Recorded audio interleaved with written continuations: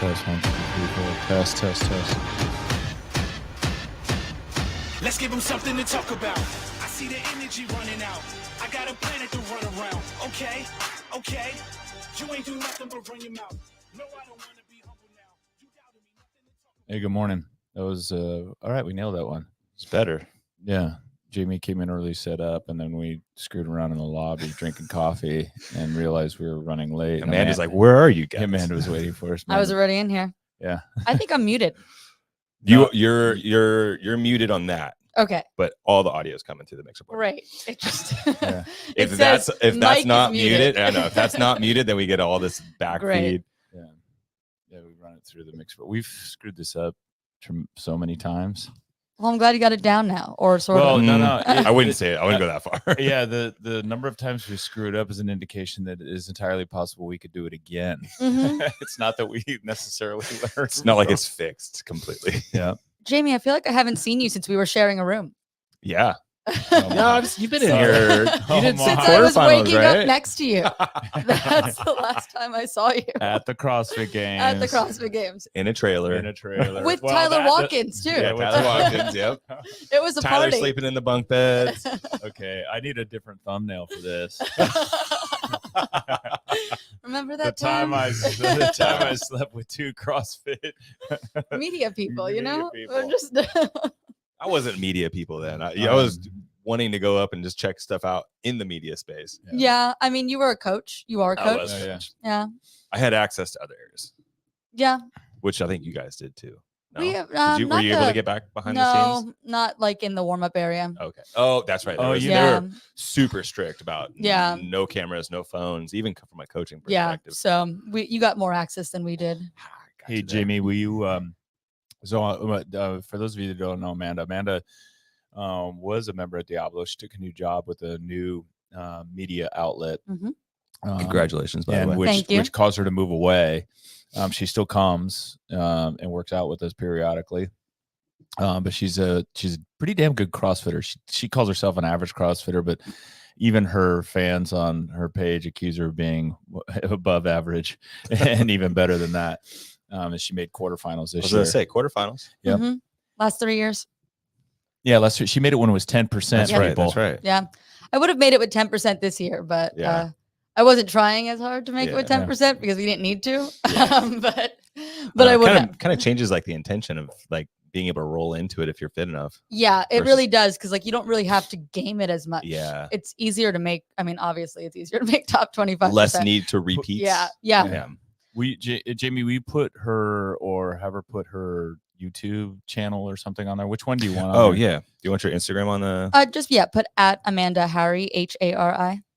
And Yeah. for anyone else watching, that would be my Instagram, and where Yeah. you can also find me on, YouTube. YouTube. So her YouTube channel is pretty damn good, and she gets, her views are pretty high and growing Mhm. on YouTube. And she took some time. She took a hiatus from it, but has come back and is stronger than ever. But what's cool about her approach on YouTube? One, she's got 10 years of experience as a CrossFitter. 10 years in June. Yeah. And she competes. She does the open and the quarterfinals, but she maintains a full-time job. Mhm. It's not her entire lifestyle. It's a good part of her life. And then she is very relatable. If you go on YouTube and you watch her, she's very relatable because it's, and I don't know if she's trying to say this, but it's kind of like the average CrossFitter, what the average CrossFitter knows about the CrossFit Games and then knows about CrossFit, and she tells the story from that perspective, and it's really, as a result, it makes it compelling. It's like you've got a niche carved out that's pretty cool. So and then she's a member here at Diablo, and her podcast, when she agrees to do it with us is great. I get excited because her podcast gets a lot more views than ours does. You mean like the 100 that we get? Yeah, You guys do a great job. Thank you. It's a hobby. It is. it's YouTube's a hobby for me too. That's seriously. true. And That so, is I know. true. Yeah. so is CrossFit. Yeah. But like doing the YouTube channel has allowed me to connect with the CrossFit community in a really special way. At semifinals this Yeah. weekend, like I had a bunch of people coming up to me. They want selfies. That's like cool. it's awesome. And that's just such a special part of it. Someone who was a Navy diver came up to me, wanted a selfie, and then gave me a patch with like a little Navy guy Wow. diving on it. Really? yeah. That's cool. Yeah, that's really cool. I noticed Hiller popped into your last video. He did. Too. He popped. He came Yeah, to which say is really, hi. it was nice. And you know, again, that's one of the perspectives. I don't necessarily know that Hiller wants that out there, because he's genuinely a nice guy. When He is you a good meet guy. him in person, he's a sweetheart of a guy. I don't think he would mind people knowing that, but he is a nice guy. And a lot of the media people are nice. Well, like we're all in the of same. course they are, right? We're all in the same little like tent, for lack of a better word. Yeah, right. At semifinals, and like we're with Buttery Bros. Heber gave me his red vines to eat on the way home. So that's cool to know. That's a little bit of insight. So that when the media people, they're all together in the media area, you have a dedicated area where you can do your work. Yeah. Everybody's pretty cool to each other. Yeah, I think everyone's really. I've never encountered anything but people being nice to each other in there and supporting one another and being helpful. Even the bigger name people that have like the, like the Buttery Bros, those guys will stop and talk to you. And you gave her some red vine. He gave me, he gave she got candy. Right. I got candy from Heber. Yeah. I needed a snack for my 6-hour drive home after covering the event all day. I drove home Sunday after the 3. Oh, really? Yeah. And yeah. when so did you do Murph? Did you do Murph? I didn't do Murph. Okay. I didn't do. Yeah. I didn't. I was up until 5 editing for that you. YouTube video. Yeah. And I just didn't get up. My gym was running Murph at 8:30, and that was not happening after going to bed at 5. Yeah. So I did not do Murph, but I have done Murph. When did you? Well, you got 10 years of CrossFit. Yeah, I've done Murph. Murph. I've done Murph here. Yeah. Nobody wants to hear from me about this, but I did a partner Murph this year. Oh, with Harold. And yes, with Harold. It was good with a coach, and I was dreading Murph. From the perspective of the soreness, I did some of the Murph prep that we had programmed, and I could have done Murph, but it would have been just grueling. I would have been out for the rest of the day. It would have been instead of a 30-minute nap after partner Murph, it would have been a 3-hour nap. Capped off for the rest of the afternoon. And I was thinking about, I have a whole bunch of stuff to do to get ready for vacation. Yeah. At the end of the week, so I was like, That's rough. You have to get ready for vacation. Yeah. Oh, I'm sure a lot of people are pitying you right now. Poor Craig. He's got so much to do. He's got to get ready for vacation. Especially well, hopefully Yvonne doesn't hear this part. Like, she'll be just rolling her eyes after she did fully vested Murph and then went home and like cleaned. And first time in a few years. Qualify for the CrossFit. Well, she did qualify for the CrossFit Games. Yeah. And you've got it tough, Craig. You got to do this podcast. So I decided, let me just go on. Okay. I've been doing this 18 years. So I'm like, this year I'm going to do a different version. And I've never done a partner Murph. So I did partner Murph, and it was a lot of fun. Yeah. And I got same experience. I got to carry a flag on the way in, and it was awesome. And it was sharing it with the people that were doing it. It made it even more poignant because I'm there and I'm able to cheer them on. So I would tell people. And so now my new pledge is I'm going to do a full Murph every other year. So every other year. There you go. And then do a variation of it the off year. Did you carry the flag as an excuse to run a little bit slower? Yes. I got to carry something. I can't go that fast. My hands are full. He's capping off the heat. The same reason why a lot of people wear a weight vest. That is true. You do get to go slower. Yeah. There was a workout I did the other day at the gym, and it was supposed to be a 35-pound dumbbell, just one single dumbbell to a devil's clean, like a devil's press clean. Yeah. And I'm like, it's only a clean, it's only one. I'm gonna go up to 50. And I'm like, I got to like slow it down a little bit. We had a guy with the 50 pounds instead of 35. We had a guy that did Helen. Chris did Helen with an 80-pound sandbag with a run. Oh wow. And you it's like slow that down. He's like, I'm just gonna make it harder. It's like, well, then just run harder. Yeah. Your heart rate's gonna be 145. It's a little more scary when you got to run harder. Well, that really is it. If you go to body weight, man, all of a sudden you've got to run faster. You gotta hurt. It's like unintentionally cherry picking. It kind of is changing the workout to make it harder. My old partner Jeremy Jones used to say that the people go. There's people that always put wear their bring their weight vest to class. I'm going to do the runs today with the weight vest, and he's like, that's just because they want to run slower. Yeah, and it's a good reason. Yeah, just want to slow down. So yeah, so I do want to get to Murph. I want to talk about Murph because it was an awesome experience here. But let's talk about the semifinals first. You went down. I did. Last minute, you decided to go.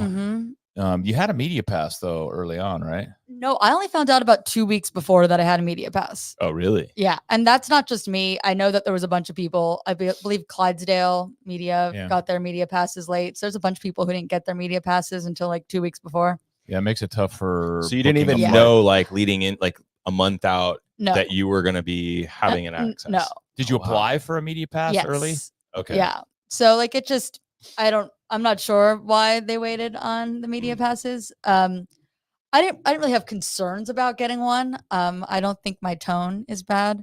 So I don't, and I love CrossFit. I have CrossFit has given me so much. So I have nothing but nice things really to say about it. Not that you can't be critical and nice at the same time. You can be critical and mean too.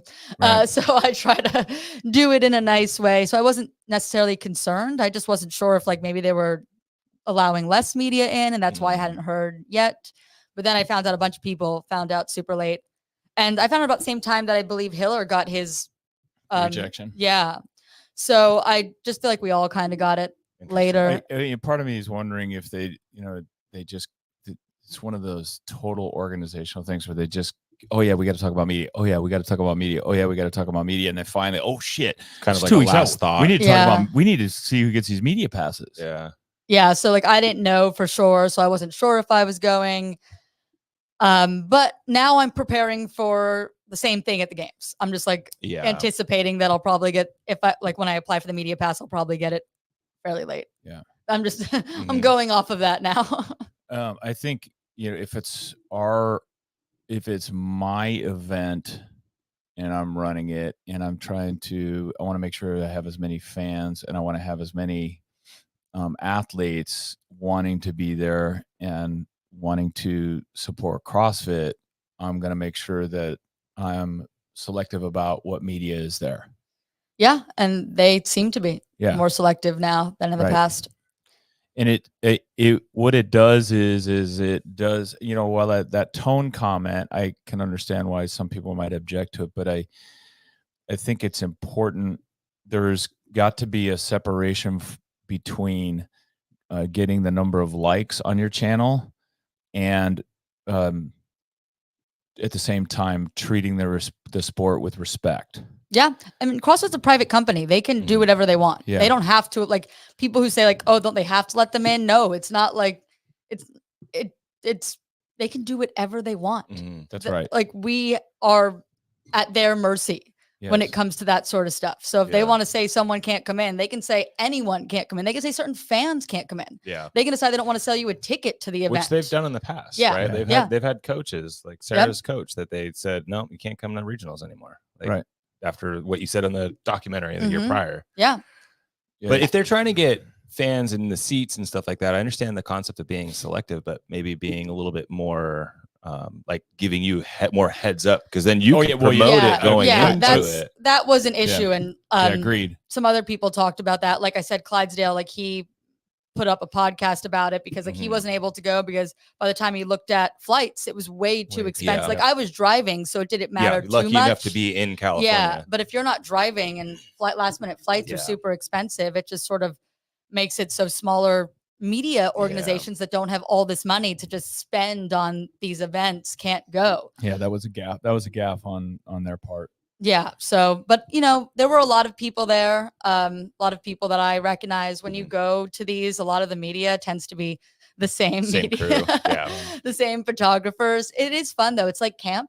Yeah. It's like going back and seeing all your friends, and it's a good time. Yeah. I actually saw Steven Stover. Yeah. There. Yes, yeah. That's Yeah. cool. Was Yeah. who is he working for CrossFit? No, for West Coast Classic. Oh, Oh, okay. he- For West okay. Coast Classic. Mhm. Okay. Yeah, so he wasn't in our media tent. I think he had like a media room. Yeah. I think he So he had one so- of those suites. yeah, I think he had a suite and we had the little tent. So But you guys were actually in just a tent? Like there wasn't a room? that- oh yeah, we were in a tent Sweet. with table with the fold out tables. shit. Actually I heard from Stover that's they didn't even have that set up when he got there. Oh, And wow. like he suggested that or put it up or something. I wonder good call. why. Yeah, I and wa- then within- Marston hit his head on the top of the tent and it kind of he was worried about his plugs. Oh, Have you heard of- oh, yeah. Yeah. I would be too. You spend a lot of money on that. What's interesting?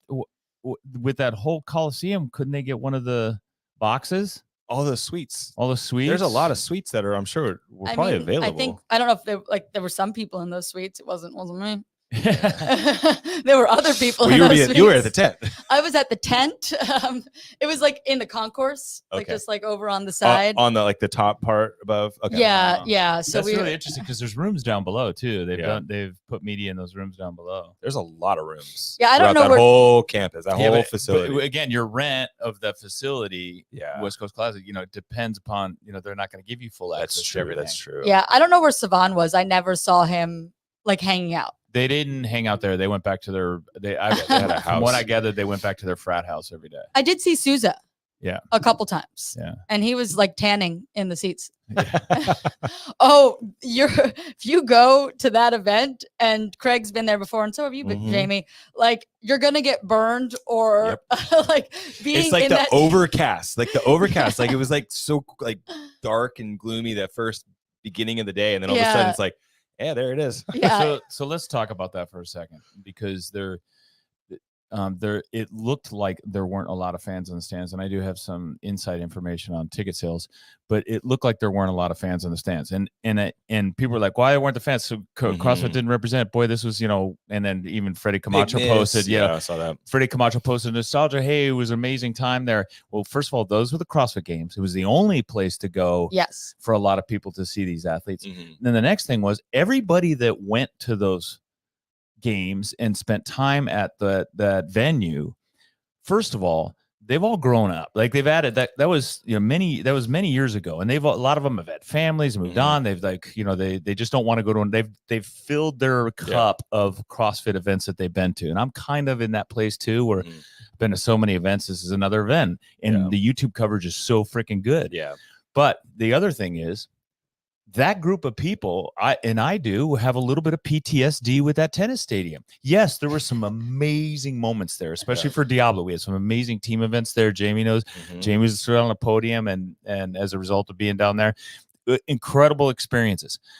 But it was hot as hell in that stadium. It's humid. You could not hide. It was humid. Hot. The stadium floor got hot as hell. Athletes didn't enjoy the experience on the floor. Yes, the crowd noise was cool, but you can get that anywhere.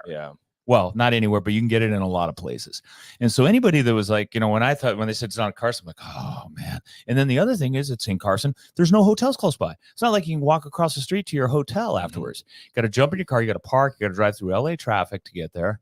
And you got to go quite a ways to get to an area that you feel safe in. I was going to say, and maybe watch your back when you're going to your room. Yeah, I had dinner at Denny's one night because that's like really your options in that. Yeah, there's no good food options. Yeah. And it was like 9 o'clock. It wasn't like that late where you're like, oh, it's 2 a.m. Where are you going to go? Denny's. It was. But you could go to like a taco shop, but then you got, like you said, you got to watch over your shoulder because there's always some and the sketchy stuff around there. Food and the concessions is controlled by the Home Depot Center. It's not controlled by CrossFit or by West Coast Classic. Dignity Health. I was going to say Dignity Health. Or it was StubHub actually while we were there too. It was? But StubHub Center. Yeah, it was StubHub Center. Yeah. But this year it was Dignity Health. Yeah. But he's still stuck on the Home Depot Center. So and that was StubHub. And that was before StubHub.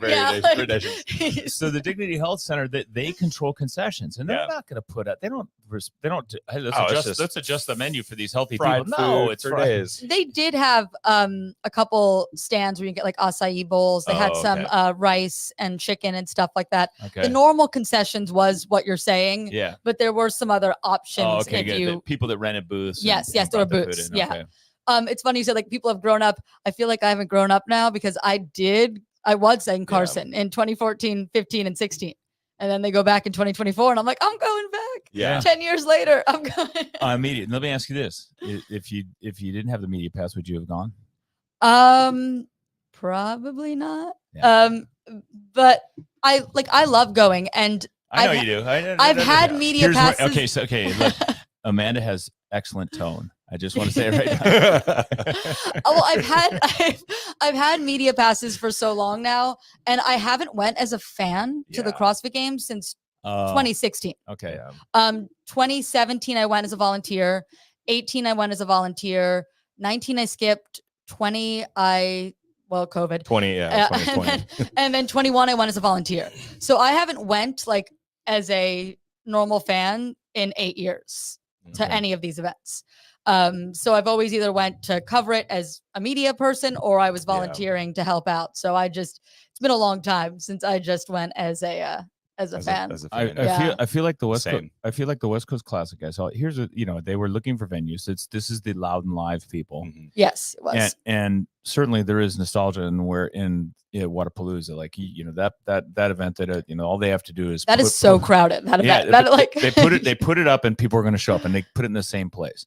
But it's not the same on the West Coast. First of all, we don't have the population density, even though there's a lot of people in LA.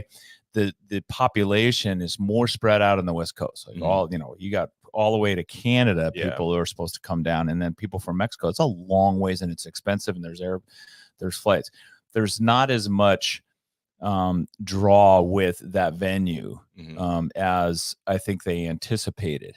I would agree. I think that they thought a lot more people would be really excited about it. And 8 years removed is a long time. Well said. A lot of people who were doing CrossFit, like you said, either have outgrown it from that time, have moved on to other things. It's just not as important to those people who were there 8 years ago. And then the people who are new don't really have any attachment to this venue or no nostalgia behind it, or even know anything. Like I actually heard some athletes being interviewed who are newer to the space, who weren't CrossFitting 8 years ago. And they're like, oh, are you excited to go back to go to Carson? And they're like, well, I really don't have any attachments to it. I've seen some videos of it, but you just don't get it. I think, and as Corey said, it was also Memorial Day weekend. But I was gonna say that's. Oh, did he just? I was gonna mention that. Yeah, but we've always had the California region has always fallen every other year on a Memorial weekend. True. And I do think that's not a great idea because I think a lot of people are traveling during that weekend. And how many times did we have to skip Murph because we were at think about this? So Wadapalooza, what was cool, I got to go this year, and I went to Wadapalooza. What was neat is there's just so much right there. Yes. Oh my gosh, you go to Whole Foods, right in the downtown. The Whole Foods right across the street. Yeah, the beach, everything. Everyone's there, and so it feels like a vacation. Yeah, it does. Yes. And same with I heard originally that they were trying to get it, they couldn't because it was booked. Was Del Mar was the racetrack. And that also would have its own history. Yeah. Well, history, but there's some drawbacks. I've never been to Del Mar Fairgrounds. But it's more of a vacation spot, right? Because if you don't go to the event on Saturday, you can go down to the beach, or you go to the morning heats, and then in the afternoon you're out at the beach, right down the street. Yeah, there's nowhere else to go in Carson. It's not even a nice area.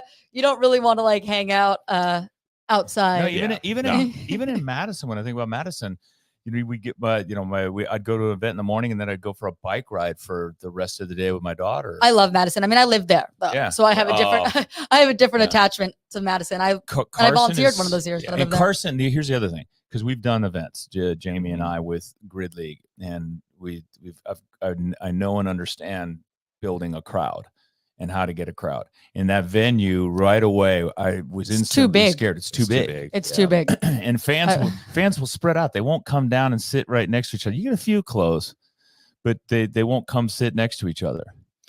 And I think about if you use the American Ninja Warrior concept, and American Ninja Warrior does, by the way, they do their filming in Nevada outside in Las Vegas at night, at an empty. Well, that way they don't have to worry about lighting. They use their own lighting, and so they do it outside on an empty lot. So the cost is way down. They put bleachers up that are about 6 rows high, maybe 8 rows high, and they keep the camera and goes all low. But then also behind, so where you're looking behind, it's all black because it's all dark. It's exactly outside. Like how the final year of Grid. But when they, what a surprise, we learned. And then you keep your camera angles in, and every time the camera's on an athlete, there's fans behind the athlete. There's always fans behind, so it looks amazing.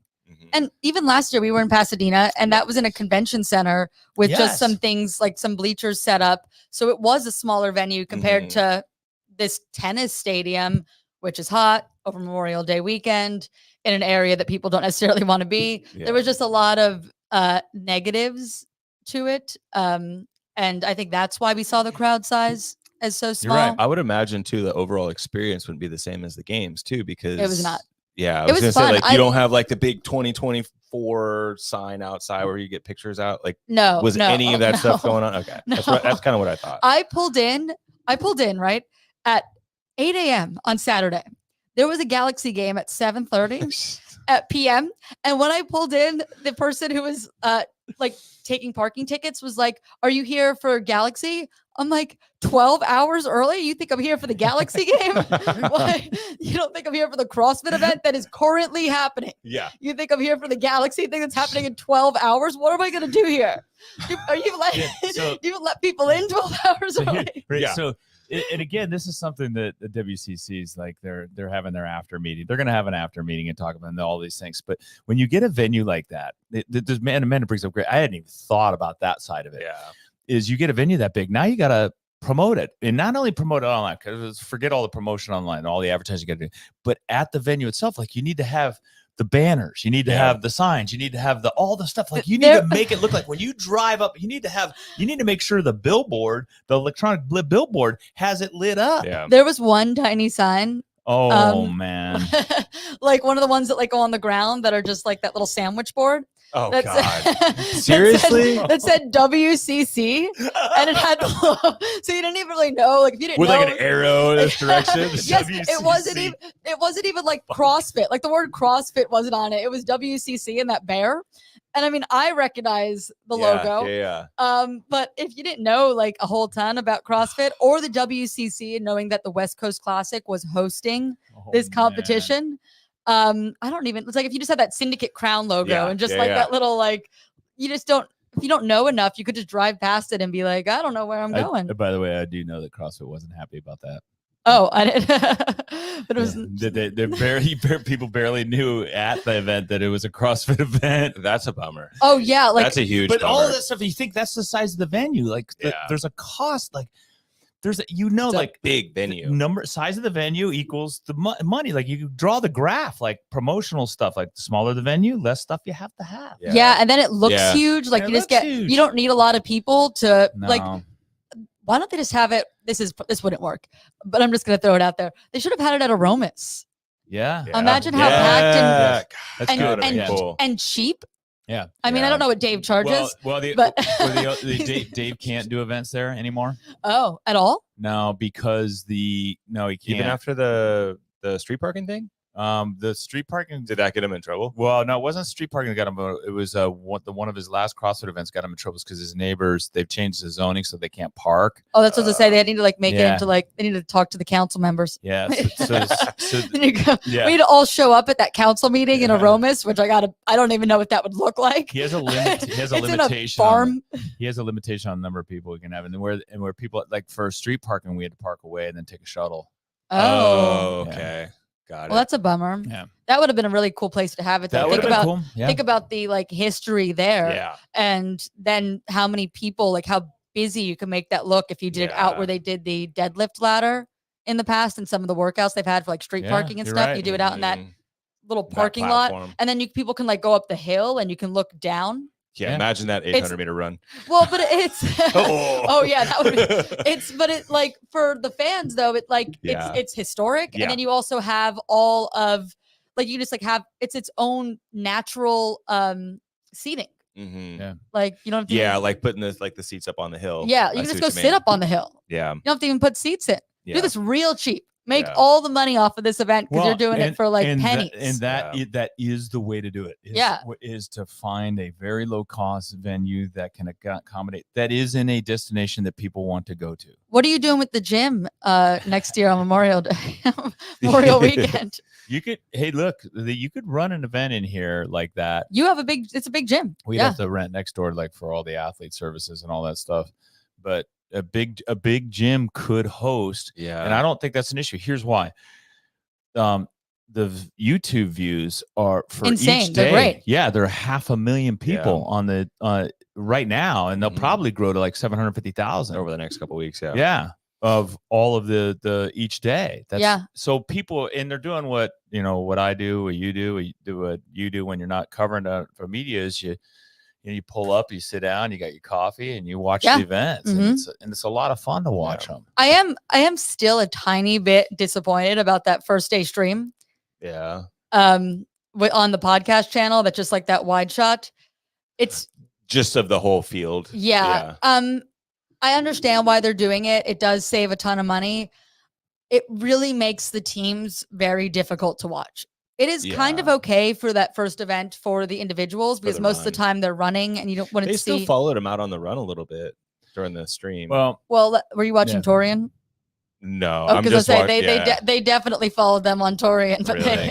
but Torian Pro had a whole broadcast on Friday. Yeah, their coverage is better. It's interesting because I started out with on Thursday, Wednesday, Thursday going with the Torian Pro. No. I started out with the viewpoint of why is everybody getting pissed like that? The cost of managing an 800-meter run on media and tracking who's where and everything else, and then who's doing what, and then you're really only watching when people come in and do the clean and jerks, and there's no story here. The endurance athletes are going to win, and then teams, granted, the people that watch teams are mostly family friends, especially at the regional level. But you really can't even watch them on that stream. You can't see you don't know who's who. There's half the event, more than half the event. Agreed. But and so what my thinking being like they're not doing full coverage, they're saving a ton of money. They are, right? Because they are. But now that after I watched Saturday and Sunday, I thought,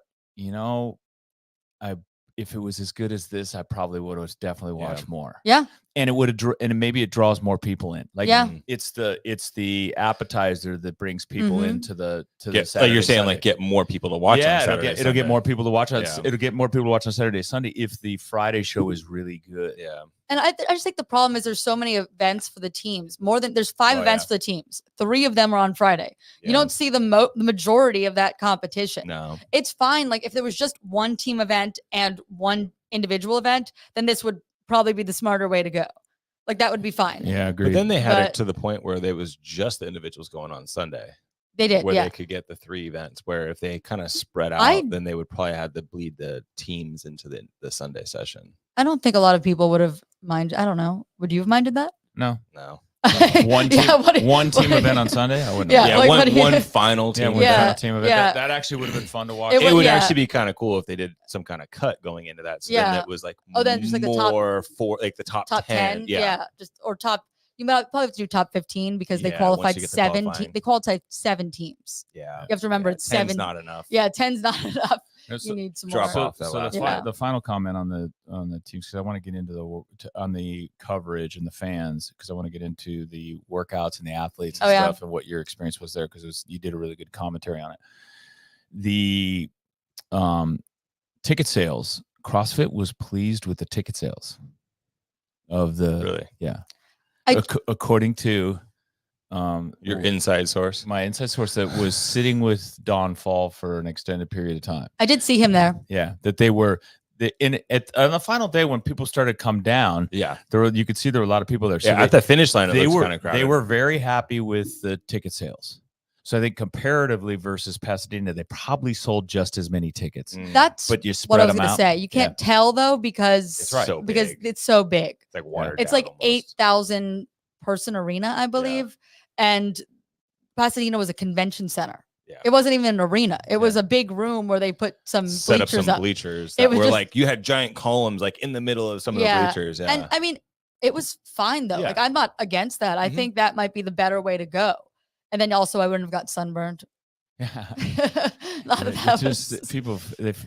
I did like going back to Carson. Like that for me, that was so nostalgic. Sure. For me personally. Yeah. But for anybody else, they'd be sitting in the stands just going, what? How do people like this? You got to pick the right side of the bleachers. I have so many where you're gonna sit. Yeah. I have so many good memories from Carson, and now I have more good memories from Carson. Cool.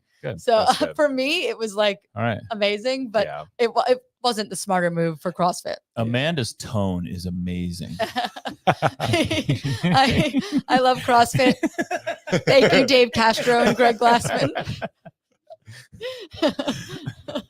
You're such a good sport. Thank you, Don Fall. I saw you and your family. You all looked very happy. Yeah, they did. I heard you looked relaxed and having a good time. Kids there. Yeah, that's awesome. It was a family affair. There were a lot of people with kids there, though. Some good. friends of mine from Minnesota who I went to the same gym as them in Minnesota. They were there. Oh, really? Cool. And they had their kids. It's funny. They texted me just the word Carson ? A couple weeks ago. Oh. And I sent them a picture of my dog because my dog with no context, just the word Carson ? Why would I ever think anything other than the thing that lives with me named Carson? That's pretty good. I was like, here's a picture of my dog. They must have got the picture by going, what the hell? Oh, that's why she's not going, because she's got a dog. No, they also own a kennel and took care of my dog when I was out of town. So with all of this context, they're just like, Carson, and I'm like, are they worried he died or something? Like, why are they? That's an awesome story. That's so funny. Yeah, you can move on. I'm sorry for. No, that was so good. You spent one question I want to get into is just the kind of to help people understand. You produced an hour-long YouTube video on your experience down there. Do you do all that cutting and editing while you're there? I do a little bit of both. So I would cut in between events on both days. Yeah. So when I didn't sit for all the heats because the truth is they don't all matter. Yeah. So you don't sit through them. So there's some people that I want to just see some people. There were some people I know. I knew one of the athletes on the men's side, Zach Button. He was at the same gym I was in Tulsa. Okay. So, and I saw some people from that gym from Tulsa actually there too. It's really awesome. Like how you can see CrossFit small world, man. Yeah, it's a small world. So I did check out some of the less good heats, but for the most part, for my coverage, I'm covering the top 2 heats. So during the time that those heats weren't going, or there was just downtime, there were some times where no heats were going, I was editing and cutting things and laying things down on a timeline to get things ready. I didn't finish editing though until I got back to Oakland. Back home, yeah. So I got home around 11:30 on Sunday night, and I finished getting the video up around 5. If you want to go, say you're crushing it on the timeliness of your published videos. That's so important though. It is. That's a big part of this game of trying to get more subscribers and trying to pull the community in. Is you have to have the content up when the community is looking for it. Yes. Not next week when they're hungry for it right away. So one of our biggest shows was the semifinal announcements. It was just coincidence. Because we started the show early, an hour before the announcement, because we were going to talk about it when they announced, and the workouts came out early on both times. So we pulled them and we're the first ones to talk about it. Those were 2 of our biggest shows. Yeah. Timing is huge. Timing is everything. So, but if you haven't watched it, go to our YouTube channel and watch it, because it's a great recap, and you kind of get the emotional ups and downs and the moving of the athletes. And what's really cool, she takes it and she'll cut. So she'll give you her feedback on what happened in particular heats, especially the heat 4, heat 3 and 4, and where the athletes finished, and then how they're moving. And then she would include the transition would be snippets from that workout or the next workout that's coming, and then talk about that. Yep. You put the storyline together really well, and then all her commentary came from while standing there at the semifinals. Yeah, I just went up to the concourse, sat in a little picnic table, and just talked to my camera about what I just saw. Yeah. So, and then that's when Hiller found me. Yeah. He was leaving or something. It's a really well done piece. It's really compelling. It's easy to see why you get the viewers. The content that, by the way, just real quick, if you're going to sell 10,000, just to her point, right? Because there's multiple heats of athletes. Yeah. And on the longer workouts, right, you're watching athletes that, and Amanda said that they don't matter, that meaning they don't have a shot at the podium or moving on. They're not impacting the top of the leaderboard. And so a lot of fans won't go to that. Friends and family will, but a lot of fans won't go to that. So if you got a 10,000 seat stadium, it's going to be, and you sell 10,000 tickets, it's going to be empty a lot of times. Yeah. Oh yeah, for sure. So if you got a 10,000 seat stadium and you want those seats to be full, you got to sell 20,000 tickets. You literally have to sell general admission. You have to oversell the thing. That's the problem that's another problem with having it at a big venue like Carson. Smaller venue, you can oversell the tickets. Yeah. And then you're going to get, people fighting for, be full, especially when the heats matter. Yeah. Yep. Anyway, going back to what was in terms of the athlete portion of it, what was your favorite kind of moment, and then what was your saddest moment? I don't even want to say disappointed, because there really weren't. Yeah, there was disappointment. I was disappointed, but what was the saddest moment? What was your favorite moment? What was saddest moments of the semifinals? Because man, there's some emotion. If anyone didn't watch it, there were some highs and lows, and especially on the last day, there was definitely, I feel like more lows than like people that well, not lows as in like. No, I know what you mean. It's just I do know what you mean. Yeah, like where you're like bummer storylines. Bummer Yeah. storylines. Then there was storylines of people that were just like crazy, like crazy dominant performances. There was some like Olivia Kerstetter on that snatch event. Crazy dominating performance. Wow. Crazy. The problem with that is it becomes a bummer storyline because she didn't make it. Yeah. Right. So it's not like it's like a build up just to let you down. Yeah. So if you asked that same question, Olivia Kerstetter made it. If she came in 9th or 8th for the women and made it into the field, then I would be like, that was like the big moment. That was what set her apart. That's what got her into the field. But I feel like we didn't have as many of those moments of people that were out of the field and made it in because of something super crazy. Hattie Canyo was a really fun storyline. Yes. But like there was no like moment where it was like, oh my God, what did she just do? It was just like an accumulation throughout the weekend. She was just consistent throughout the weekend. So it was a cool storyline, but it wasn't like that motion of, I can't believe this. Same thing with like Cole Sager making it at the end. Into the final. But it wasn't like, there wasn't like a moment. He was consistent all weekend. And I had him in my field to make it to the games. A lot of people counted him out. I didn't have him picked on Heat 1. Yeah, I had him picked. I had him picked. So like it wasn't, again, so in that sense, it wasn't like shocking to me because I had him picked, but it was surprising to a lot of people. But again, there was not like a moment where he came back like from the second to last. He was just 3 points down going into that final. He was always event. in the hunt. He was, and that just kind of was a lot of the people. There was no like moment where somebody like, do you remember that year that like Will Morad was like in the middle of the second to last heat and then killed that event, and or like one of Con Porter's getting into the games. These like Hail Mary moments. There really wasn't that. And like Justin Medeiros won at the end of the weekend and he wasn't on the top of the podium. He wasn't on the top of the leaderboard going into that event. So Justin Medeiros. But same thing happened with Abigail Domit. Yeah. Both these people just quietly won the whole thing. Well, yeah. So Abigail, so she didn't make, they didn't make any mistakes. Yeah. Fourth, 6th, 9th, 9th, 3rd. Yeah. All top 10 finishes for both those athletes, I believe. Justin Medeiros and Abigail Domit. But like before that event, she wasn't in first. So no one was like talking about her to win it. And she didn't do anything in that final event that all of a sudden you go like, she's gonna win it. It was like, you know what's interesting? Just close it in on the final. Yeah, it wasn't like, oh my God. She went unbroken on the lunges. Yeah, like she did everything. She was, and I spoke with her after, and she's actually a very good interview. And she was really chatty, and I didn't really have to do anything. There's some athletes you feel like you're like pulling from them and you're like, please talk to me, say more words. Laura Horvath would be an example of someone who I'm like, can you elaborate?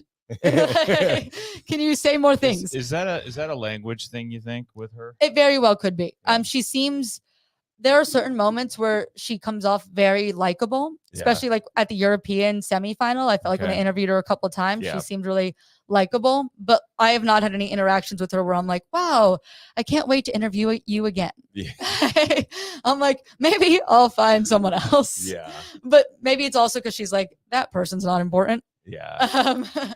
So, you know, one of the things I liked about this, of the events was that it felt very CrossFitty. Right. And the other thing, this is something we used to say about Alessandra Pacelli, is she would always avoid taking a big number. She would always be kind of in the middle of the pack, and that always propelled her into the top 10. Like she didn't make any big mistakes. She also didn't win events. And the way the scoring got over the last few years, if you specialized, you could stay in the hunt if you nailed one big event.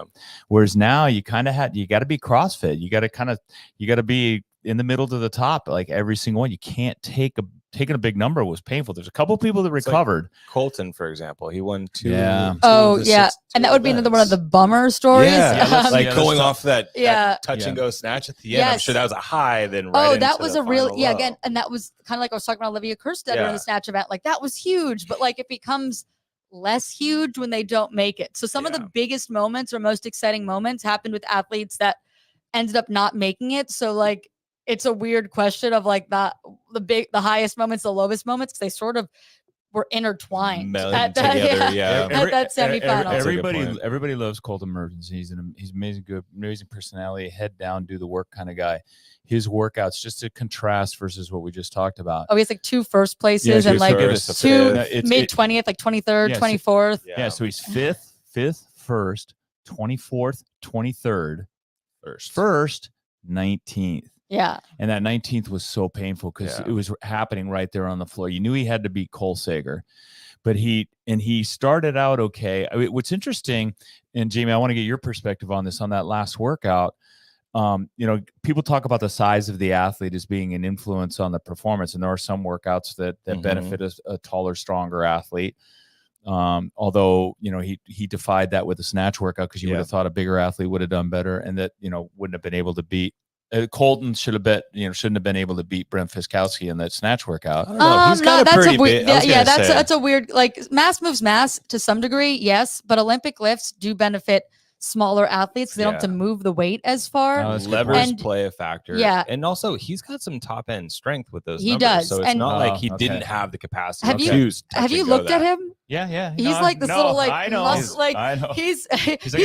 He's a big boy. He's like a ninja turtle. Yeah, he's a thick boy. So but on that last workout, they put the Rogue Echo bike in. Right, okay, fine. Right, the bigger athletes are going to get up quicker. But then that is true. But then I thought the flip was going to be on the rings. That the taller so he athletes actually got off the bike not long after. I know. Cole. He did get no reps. He got no reps. Up. His first muscle up. He got no rep. There was a lot, and honestly, there was a lot of flyaway reps. Yeah. Like, I think that he would have.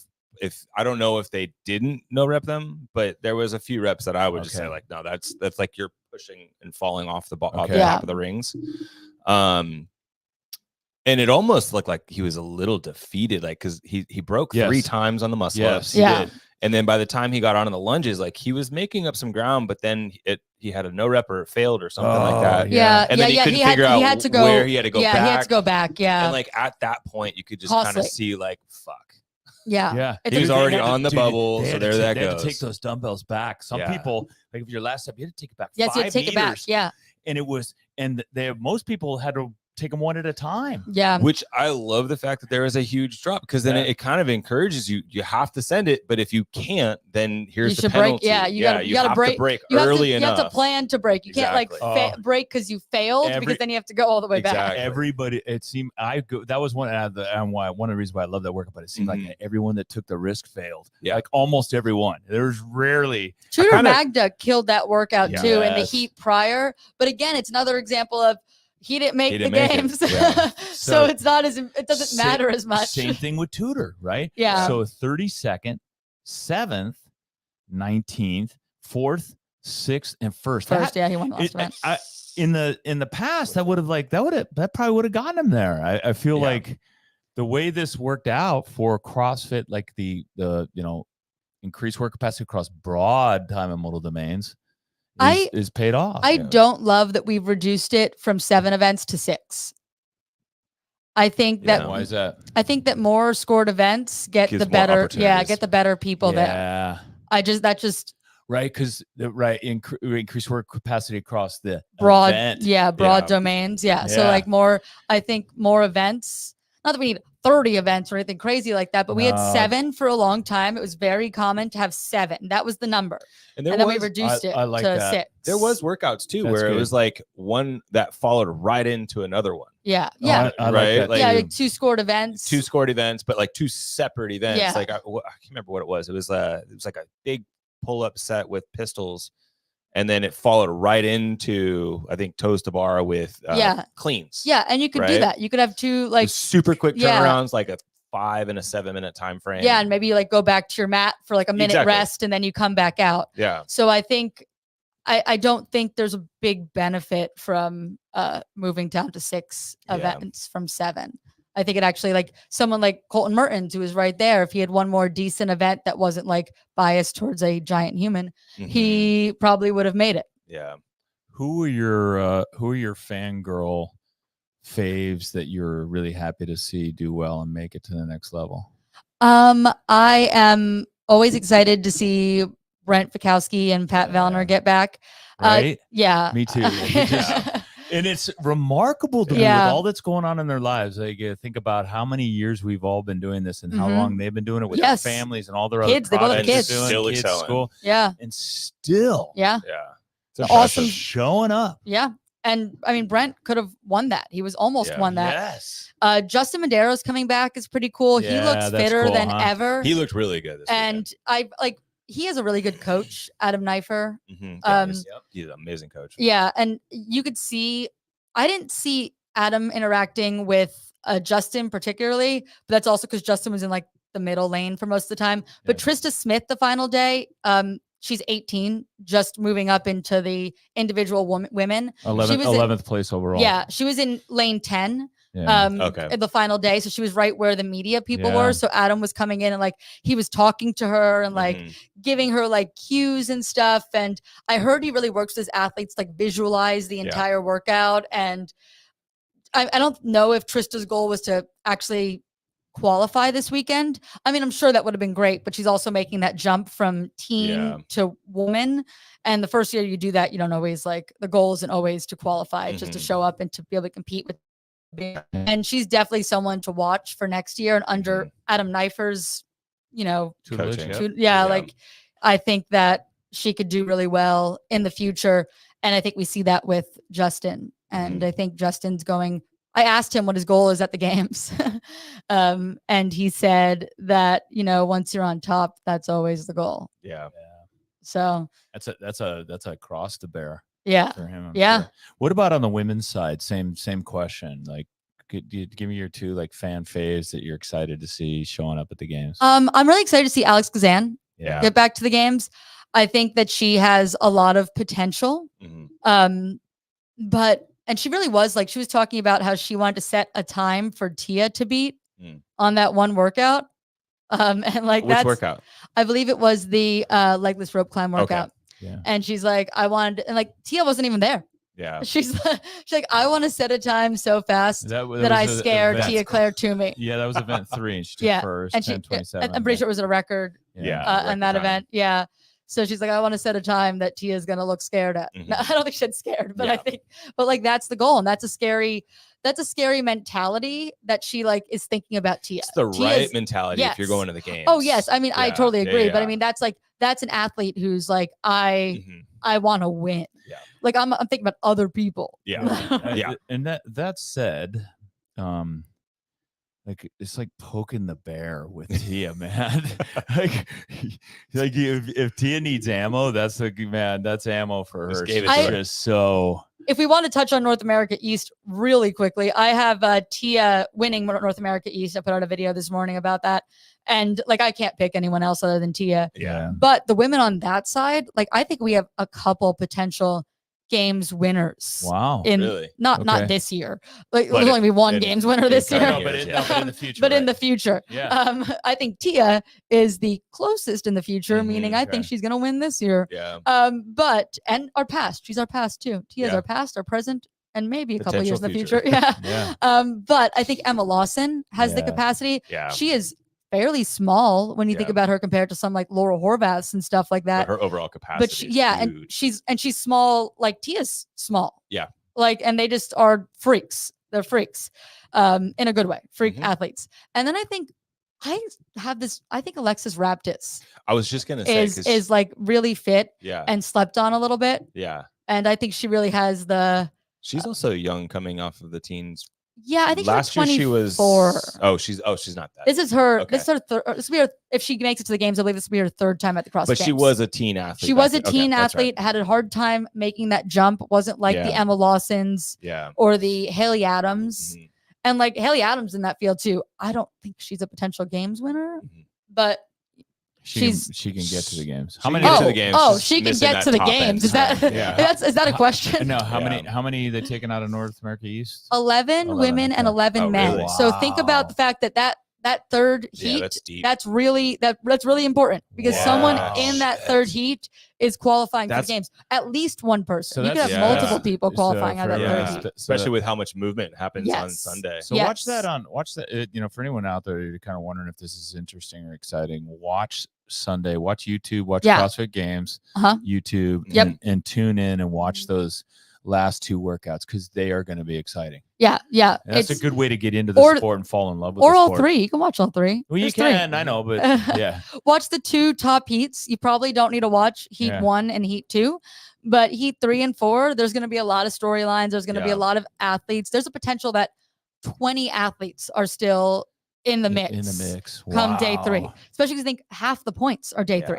Half of the points. I feel like people are missing that. Like day 2 isn't. That's one of the cool day things. Day 2 about isn't the moving 6. day. Oh, that's right. That's one of the cool things about the 6. But I mean, you can also just wait. We'll set it up to be the same. Set it up to be similar. Yeah. Man, that's a really good point. I hadn't thought about that. Half the points are on the last. Which is one of the things. That's why I was commenting on the fact that the teams not being on Sunday kind of allows it to highlight more of that movement that happens. But I think we could all use a break sometimes, not with the individual. Like the individuals are good, but those last 2 events are very close to each other. Yeah. You almost could just sneak in the teams there, like 2 heats of teams, sneak them in, and then go to the final event. Yeah. North America, back to North America West women. Yeah. I'm so stoked that Ariel Owen's going back. Yeah. She's just a good person. And then also the other one I love is Danny Spiegel. She's a great athlete for the games. Yeah.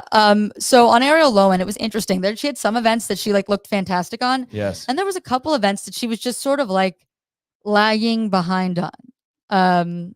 There was event 3 and 3, event 3 and 5 were her laggards. Yeah. But it was probably event 3. Yeah, event 3 was the one that looked like, I'm like, where is she? That's the rope climb one, right? Yeah, I'm like, where is she? Why don't I see her? Where is she? Like, I just couldn't even she wasn't even in the heat, really. I didn't see any commentary from her on that, but I'm sure there's something that happened there. I mean, she's super fit. Yeah. That was a brutal workout, by the way. Did you do it? No, but I watched our athletes here do it. Jackson they did it on Saturday. I mean, Jackson would have been very good at that event. He was Jackson. Jackson Miller was one person from going to the North America West, and he would have done well on these workouts. Yeah, that's unfortunate. One person had to say, "I can't go." Could have been Bill Leahy, who didn't finish, and has a history of not finishing. Oh, he does. I don't know about your tone entirely. Well, listen, true. This is not a tone about CrossFit as a whole at all. This is a tone about one athlete and one person who has a tendency to pull out. Yeah. I mean, I think he's injured. I don't know. But it just, he pulled out last time because he was sick, I think, last semifinals. And who pulls out because you're sick? Let's do vomiting on the field. That's a good point. Alessandro Picelli bent over at the games, stomach cramps and finished that freaking marathon row. Yeah, unless stomach, pulling I do. Hand. I wasn't here at that time, but I was a volunteer that year, and I do remember Alessandro Picelli, she was the last person. Yeah, but and she stayed in. She said, I'm sick. I'm pulling out. That was awful. Yeah. Also, a horrible event to watch. By the way, that was just that was brutal. We left. The volunteers left and came back because it was that long. We sat at the pool because we were on the team and we were going the next day. We were at the pool in Torrance. Watching the screen of the little boats. Yeah, it had this big. It was a big. For an hour. It was a big screen in the arena. Yeah. It was a big screen that little boats moving across. We were just poolside watching these little boats on the computer. But athletes have been sick before. Yeah, and most of the time athletes keep going. Now he wasn't sick this time. It was an injury. It was different. Yeah. But last year he pulled out because he was sick. And who you're just pointing out a trend. I'm not sure what this one was. Was this ankle? Was this? Yeah, I don't even. It watching it, it looked like it could have been a partial Achilles thing. Maybe. But the fact that he still finished that workout, it's okay, well. Hobbled off to finish the workout itself. I wasn't going to bring this up. I wasn't even thinking about this until you mentioned that Jackson was one spot out, and it is just these athletes who have a tendency not to finish, and they get the spot, and there's athletes that someone else misses out. Someone else is going to miss out. A lot of these events, 100%. Yeah, so it's just kind of a bummer. Yeah, don't take it for nostalgia purposes and then pull out, or take it for hey, I just want to go. Isn't William Leahy 8 years old? No, he's older than that, but I don't think he's taking any nostalgia. I don't think there's any nostalgia for him in this arena. To be Hasn't been there before. Yeah, I don't think he's there for nostalgia. But they also, that brings up something else. I think they put out a push alert CrossFit that said like Cole Grayshaber tries to qualify for his 11th CrossFit Games. Oh no. Cole Grayshaber is also like Wrong Cole. Wrong Cole. He was not competing in the men's field, and he was like, whoops. I could see someone going, "Hey, tell our Instagram or our alert person, hey, Cole's going to qualify for his 11th." That person's there is like, "Oh, Cole, 22 years old." It's like, "Oh, okay, Cole Grayshaber." Was he maybe above Cole Sager on the leaderboard at the time? Yeah, yeah. But if you look at, I don't know if you have it up, but Cole Grayshaber is not old enough, I don't think, to have competed in Carson 8 years ago. No. I don't even know if he was a teen 8 years ago. 8 years. But it's funny, like Rebecca Fuselier was a teen, and she came back and Cole competed again. Grayshaber is 24. Yeah, I mean, I guess he could have been the 16, but no, he wasn't. Well, also his 11th CrossFit Games, because it didn't say 2016; it said 11th CrossFit Games. He's 24, so he was 13. He was competing with the 14 to 15-year-olds at 13. He was just so fit. They were like, "Go Cole!"